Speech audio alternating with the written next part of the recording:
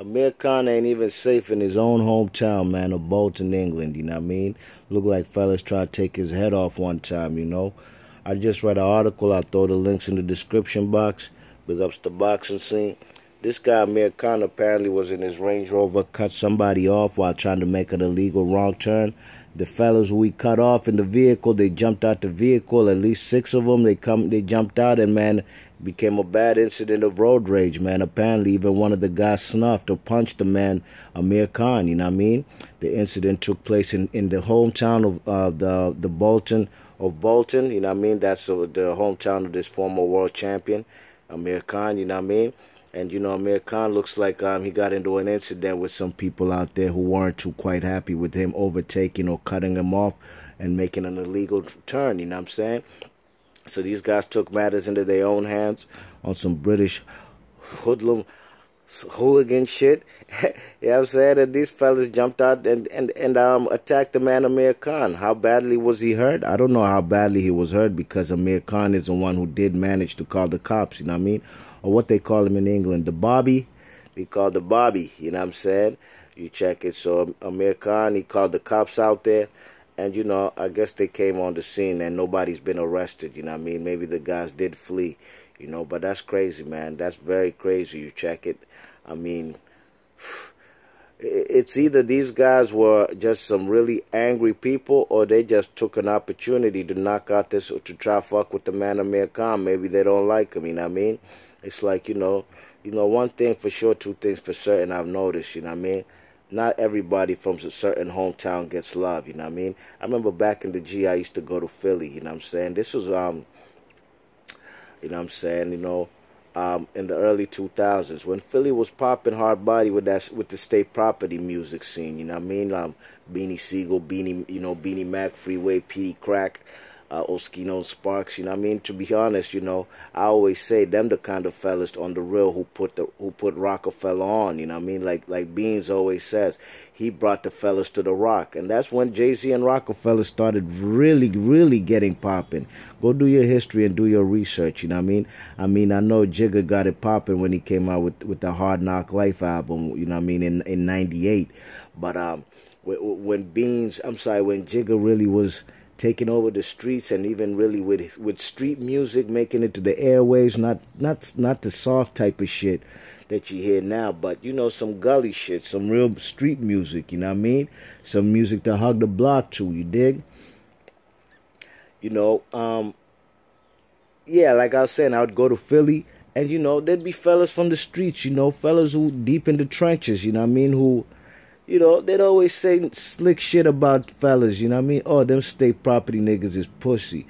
Or you know, so, and this was in Beans was running the city hard body. I'm talking about coming out with classics before the Becoming, the Truth, the Reasoning, you know, like Philly was even making better hip hop music than New York artists, you know what I mean? Like I said, Jigga had to lean on these Philly fellas, you know, to really keep him afloat. Like songs like, what's that song? Give It To Me. Give me that funk, that gushy stuff. You know, that's a song really written by Emilio Sparks and Oskino Vasquez, you know what I mean? But my point is, you could be from a city, you could be the most populous dude. Like, let's say Nas from Queensbridge, out there in Queens, Long Island City, Queens. Don't mean that he get love from everybody out there. You come out there, I remember a lot of people would say, even the kids, there'd be documentaries that people say, oh, Nas, he don't come back to the hood no more. Like, he don't get no love like that in Queensbridge, although he is the most accomplished, most successful person to probably ever come out of those projects. Same thing for out here in D.C., a guy like Wale. You think Wale might be popping in your city or anywhere else, he might be a known artist. But he don't get love like that in D.C. I'm going to be honest. He don't get love like that. A lot of people feel he be faking the funk. You know what I mean? Fellas like Fat Trell. You see that Fat Trell? He's the rapper from D.C., from Northeast. You know, son with the dreads, with the kind of different color eyes and shit. You know what I'm saying? Fat Boy. You know, chubby guy. Them fellas do get love in the city. You know what I mean? You check it. So not everybody gets love in the city where they from, you know what I mean? And fellas would love any opportunity to snuff them, just to get their stripes on, just trying to get ranked from, you know what I mean? You check it. So I think might be the situation with the man Amir Khan, you know what I'm saying? He's from Bolton. Whoever did snuff him or jump out there and try to attack him, I'm pretty sure they know who this guy is, you know what I'm saying? But maybe they have no love for him, man. They probably feel son is a coward. Oh, he ain't trying to fight nobody. The guy's delusional. There's a lot of errors or faults that this guy Amir Khan has, and they also self-inflicted. You know what I mean? He's the one who actually brings these type of nut-ass situations to himself, i.e. the cannoli fight. He was asking to get KO'd. You check it. Another situation, the fight with Amir with Lamar Peterson. He was so braggadocious. He was so confident. He said, "Man, I'll come to D.C. I'll come to your hometown and fight you." You know what I mean? And look what happened. So I think that might be the situation out there in England. You know what I mean?